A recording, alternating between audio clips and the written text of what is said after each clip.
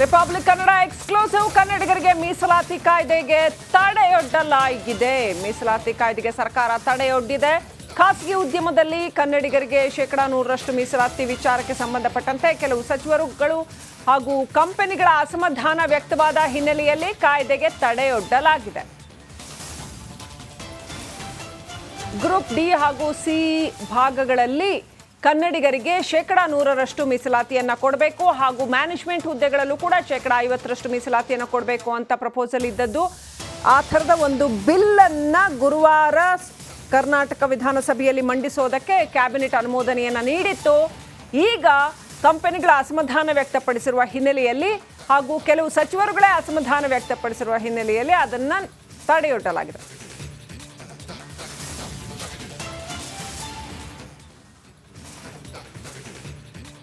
ನಟ Darshan and gang ನ್ಯಾಯಾಂಗ ಬಂಧನ ನಾಳೆ ಅಂತ್ಯವಾಗಲಿದೆ. ಮತ್ತೆ ಡೆವಿಲ್ ಗ್ಯಾಂಗ್ಗೆ ಜೈಲು ವಾಸದ ಖೆಡ್ಡ ತೋಡೋದಕ್ಕೆ ತನಿಖಾಧಿಕಾರಿಗಳು ಪ್ಲಾನ್ ಮಾಡಿದ್ದಾರಂತೆ. ಅದು ಹೇಗೆ ಅಂತೀರಾ? ಸ್ಟೋರಿ ನೋಡಿ.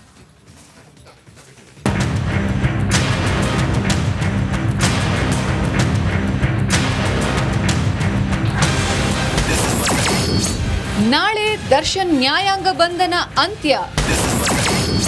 ದರ್ಶನ್ ಅಂಡ್ ಗ್ಯಾಂಗ್ಗೆ ಜೈಲೇ ಗತೀನಾ. ರೇಣುಕಾಸ್ವಾಮಿ ಕೊಲೆ ಕೇಸ್ನಲ್ಲಿ ಪರಪ್ಪನ ಅಗ್ರಹಾರದಲ್ಲಿ ದರ್ಶನ್ ಅಂಡ್ ಗ್ಯಾಂಗ್ ಮುದ್ದೆ ಮುರಿತಿದೆ. ಜೈಲಿನಲ್ಲಿ ದಾಸ ವಿಲವಿಲ ಅಂತ ಒದ್ದಾಡ್ತಿದ್ದು ಸೊರಗಿ ಹೋಗಿದ್ದಾನಂತೆ.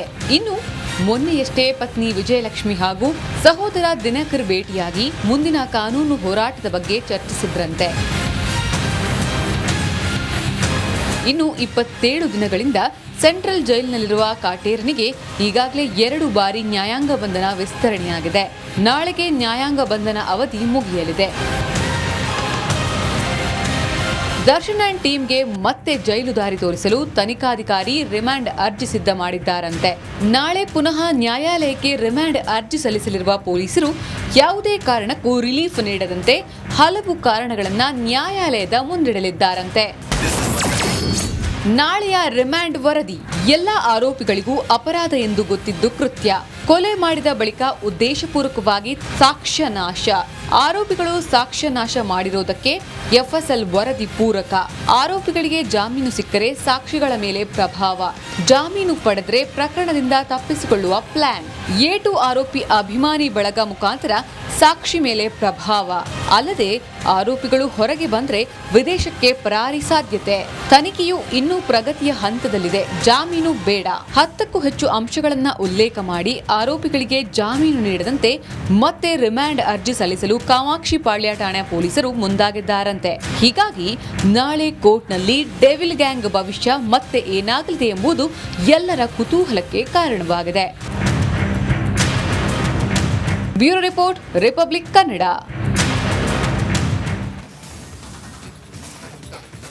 ಪರಪ್ಪನ ಅಗ್ರಹಾರದಲ್ಲಿ ದಾಸ ರಿಲ್ಯಾಕ್ಸ್ ಮೂಡಿಗೆ ಜಾರಿದಾರಂತೆ. ಕೋಪಕ್ಕೆ ಗುಡ್ ಬೈ ಹೇಳಿ ಫುಲ್ ಕೂಲ್ ಆಗಿದಾರಂತೆ ದರ್ಶನ್. ಹಾಗಾದ್ರೆ ದರ್ಶನ್ ಇಷ್ಟೆಲ್ಲ ಕೂಲ್ ಆಗೋದಕ್ಕೆ ಕಾರಣ ಏನು ನೋಡಿ.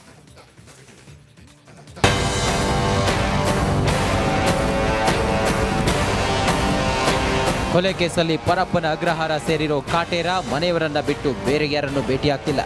ಈಗಾಗಲೇ ಮನೆಯವರ ಭೇಟಿ ಮಾಡಿ ಹೋಗಿದ್ದರಿಂದ ಜೈಲಿನಲ್ಲಿ ದಾಸ ಕೂಲ್ ಆಗಿದ್ದಾನೆ. ಅಲ್ಲದೆ ಇಂದು ರಜೆ ಹಿನ್ನೆಲೆ ದರ್ಶನ್ ಭೇಟಿಗೂ ಯಾರಿಗೂ ಅವಕಾಶ ಇರಲಿಲ್ಲ.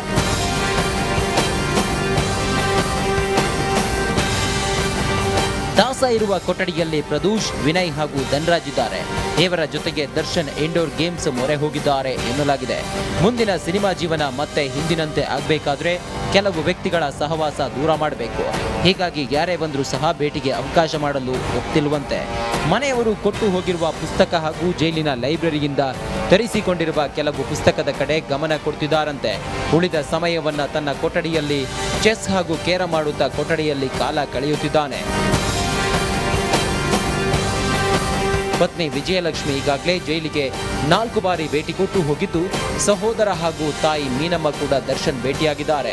ಪ್ರೇಯಸಿ ಪವಿತ್ರ ಗೌಡ ಬಗ್ಗೆ ತಲೆಕೆಡಿಸಿಕೊಳ್ಳದೆ ಮನೆಯವರ ಕಾನೂನು ಹೋರಾಟ ಸಂಬಂಧಿತ ವಿಚಾರವಾಗಿ ದಾಸ ಹೆಚ್ಚು ಚಿಂತೆ ಮಾಡುತ್ತಿದ್ದಾರೆ ಎನ್ನಲಾಗಿದೆ. ನವೀನ್ ಶೆಟ್ಟಿ, ಕೆರಾಡಿ, ರಿಪಬ್ಲಿಕ್ ಕನ್ನಡ, ಆನೇಕಲ್.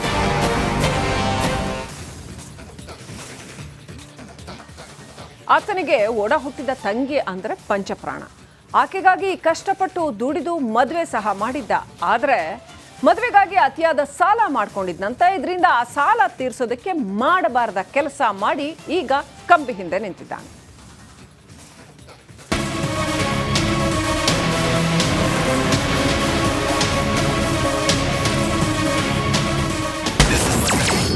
ತಂಗಿ ಮದುವೆಗಾಗಿ ಸಿಕ್ಕಾಪಟ್ಟೆ ಸಾಲ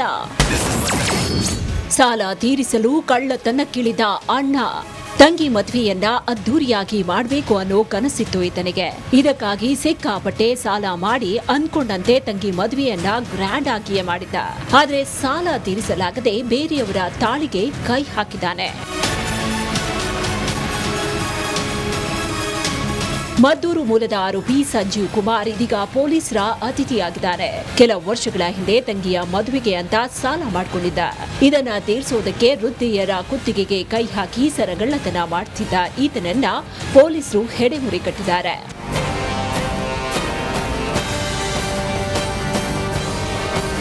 ಸಂಜೀವ್ ಕುಮಾರ್ ಮದ್ದೂರಿನಿಂದ ಹೆಂಡತಿಯೊಂದಿಗೆ ಬೆಂಗಳೂರಿಗೆ ಬಂದು ನೆಲೆಸಿದ್ದ. ಜೀವನಕ್ಕಾಗಿ ಫುಡ್ ಡೆಲಿವರಿ ಕೆಲಸ ಮಾಡ್ತಾ ಇದ್ದ. ದಿನೇ ದಿನೇ ಸಾಲದ ಒತ್ತಡ ಹೆಚ್ಚಾಗಿತ್ತು. ಹೀಗಾಗಿ ಅಕ್ರಮವಾಗಿ ಹಣ ಸಂಪಾದನೆ ಮಾಡುವುದಕ್ಕೆ ಫುಡ್ ಡೆಲಿವರಿ ಕೆಲಸದ ಜೊತೆಗೆ ಕಳ್ಳತನಕ್ಕೆ ಇಳಿದಿದ್ದ. ಕೆಂಗೇರಿ, ಕುಂಬ್ಳಗೋಡು, ಆರ್ಆರ್ ನಗರ ಸೇರಿ 7 ಕಡೆಗಳಲ್ಲಿ ಕೈ ಜಳಕ ತೋರಿಸಿದ್ದ.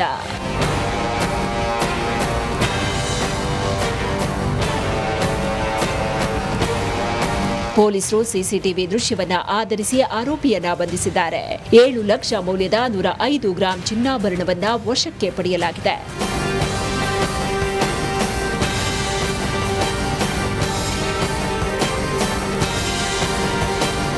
ಒಂದ್ ಕಡೆ ಪುಣ್ಯದ ಕೆಲಸ ಮಾಡಿ ಇನ್ನೊಂದ್ ಕಡೆ ಪಾಪದ ಕೆಲಸ ಮಾಡಿ ಕಾಕಿ ಕೈಗೆ ತಗ್ಲಾಕೊಂಡಿದ್ದಾನೆ.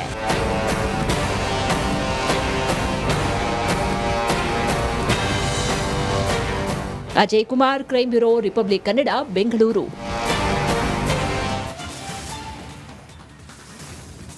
ಆ ಒಂದು ATM ರಾಬರಿ ಇಡೀ ಬೆಳ್ಳಂದೂರು ಭಾಗದ ಜನರನ್ನ ಬೆಚ್ಚಿ ಬೀಳಿಸಿತ್ತು. ಮತ್ತೆ ಹೊರ ರಾಜ್ಯದ ಕಳ್ಳ ಖದೀಮರು ಬಂದ್ರ ಅನ್ನೋ ಅನುಮಾನವನ್ನ ಹುಟ್ಟುಹಾಕಿತ್ತು. ಇದೀಗ ಖಾಕಿ ಅಸಲಿ ಖದೀಮರಿಗೆ ಬಿಸಿ ಮುಟ್ಟಿಸೋ ಮೂಲಕ ಅರೆಸ್ಟ್ ಮಾಡಿ ಜೈಲಿಗಟ್ಟಿದ್ದಾರೆ.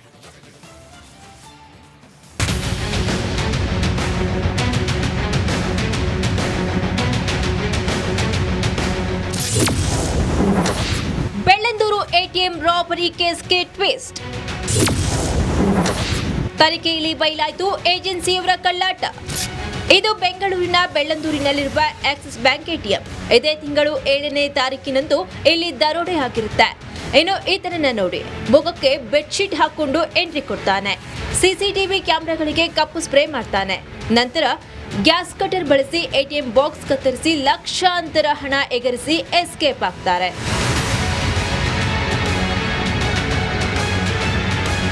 ಬಳಿಕ ಹಣ ಕಳ್ಳತನ ಆಗಿದೆ ಅಂತ ಬ್ಯಾಂಕ್ ಸಿಬ್ಬಂದಿ ದೂರು ನೀಡಿರ್ತಾರೆ.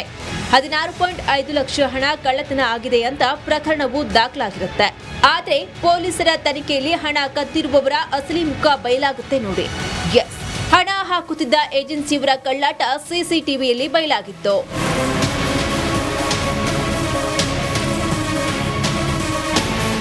ಹಾಕದೆಯೇ ATMನಲ್ಲಿ ರಾಬರಿ ಮಾಡಿದ ಗ್ಯಾಂಗ್ ಅನ್ನ ಪೊಲೀಸರು ಬಂಧಿಸಿದ್ದಾರೆ. Field operation manager Pratap, ATM officer Pawan Kalyan ಹಾಗೂ ಧರ್ಮೇಂದ್ರ, ರಾಘವೇಂದ್ರ, ಮಹೇಶ್ ಎಂಬುವರು ಬೆಳ್ಳಂದೂರು ಪೊಲೀಸರು ಬಂಧಿಸಿದ್ದಾರೆ. ಇನ್ನು ATMನಲ್ಲಿ ದೋಚಿದ್ದ ಗ್ಯಾಂಗ್ಗೆ ಬರೀ 5,000 ಮಾತ್ರ ಸಿಕ್ಕಿರುತ್ತೆ. ಆದರೆ ರಾಬರಿಗೂ ಹಿಂದಿನ ದಿನ ಏಜೆನ್ಸಿಯ 5 ಸಿಬ್ಬಂದಿ ಹಣ ಹಾಕಲು ಬಂದು ಟೆಕ್ನಿಕಲ್ ಸಮಸ್ಯೆಯಿಂದ ಹಣ ವಾಪಸ್ ತಗೊಂಡು ಹೋಗಿರೋದು ಗೊತ್ತಾಗಿದೆ. ಬಳಿಕ 5ರನ್ನ ವಶಕ್ಕೆ ಪಡೆದು ವಿಚಾರಣೆ ಮಾಡಿದಾಗ ಏಜೆನ್ಸಿಯ ಕಳ್ಳಾಟ ಬಯಲಾಗಿದೆ.